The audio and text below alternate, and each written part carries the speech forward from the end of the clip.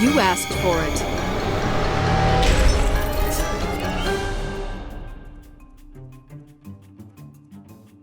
Can you feel the magic in the air?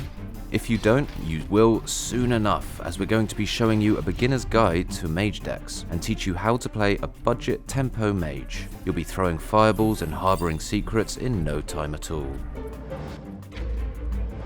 We're going to be throwing around the term tempo quite a lot in this episode. It's what this whole deck is about. To put it simply, high tempo decks have the ability to effectively and efficiently swing the momentum of the match with their interactions between cards.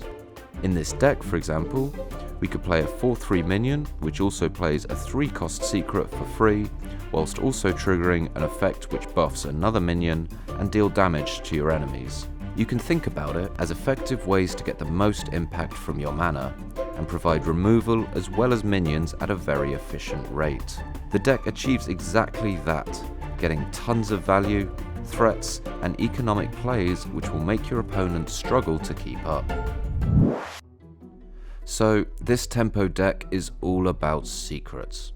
We run 3 different types which will give utility, apply board pressure, and punish misplays. Why is this a tempo deck? Well, we've got a bunch of options to play the secrets for free, whilst providing board presence and some nifty effects to exert constant pressure for minimal mana. Not to mention the collection of minions which will get buffed by all those secrets coming into the battlefield. Whilst the deck is already fairly optimal, we do have some options to give it a little extra push. Splitting Image is a fantastic secret which can provide amazing value, and Leroy acts as a great finisher in the deck. Subject 9 and Stargazer can be excellent in certain situations, but we wouldn't recommend crafting them just for this deck. But all in all, in its budget variant, the deck still works amazingly, so there's no need to craft a single expensive card. As a tempo deck, our first few turns are going to be crucial for us to build up momentum.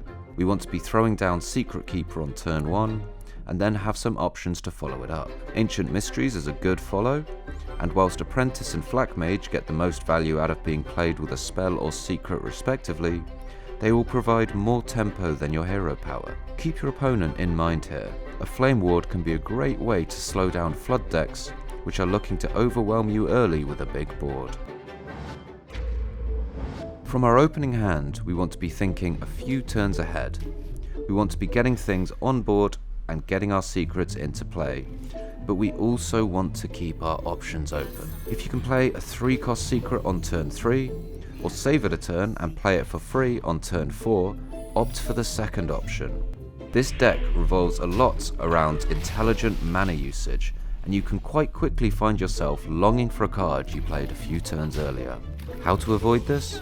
Well, it just comes with practice. Mistakes will be made in your first few games, but the more you get to know this deck and the art of planning a few turns ahead, you'll run into these problems less and less. Whilst we'll have board presence throughout the game, don't forget that we have lots of tools to achieve lethal. Always keep track of how much damage you've got from your hand, and play around to try and push your opponent into lethal range. If you have a choice of secrets, make note of what will give you the most value at the time.